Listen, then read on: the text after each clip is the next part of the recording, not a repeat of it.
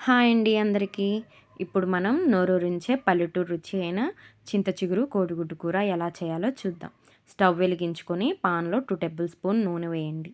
జీలకర్ర, ఆవాలు, కరివేపాకు కూడా వేసి చిటపటలాడాక సన్నగా తరిగిన పచ్చిమిర్చి, అలాగే సన్నగా తరిగిన ఉల్లిపాయలు, అందులో ఉప్పు, పసుపు వేసుకొని దోరగా వేయించుకోవాలి.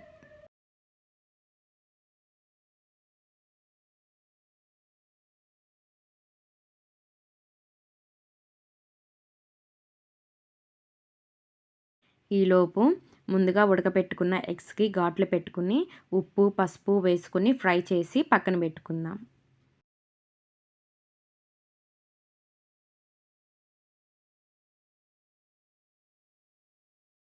ఉల్లిపాయలు వేగాయి.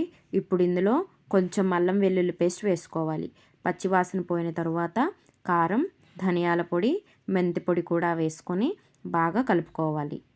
దీనిలో శుభ్రం చేసిన చింత చిగురు వేసుకొని నూనెలో మగ్గనివ్వండి. ఇలా వేయటం వల్ల చింత చిగురులోని పులుపు మసాలాలకు బాగా పడుతుంది.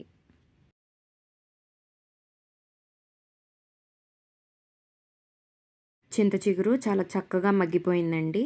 ఇప్పుడు ఉడికించి ఘాట్లు పెట్టిన గుడ్లను కూరలో వేసుకొని ఒక గ్లాస్ వాటర్ పోసుకొని ఒకసారి కలుపుకొని 10 నిమిషాల పాటు చిన్న మంటపై ఉడకనివ్వాలి.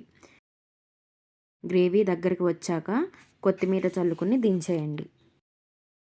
అంతేనండి, ఎంతో కమ్మనైన చింత చిగురు కోడిగుడ్డు కూర రెడీ. వేడి వేడి అన్నంతో తింటే అద్భుతంగా ఉంటుంది. ట్రై చేసి ఎలా వచ్చిందో కామెంట్ చేయండి.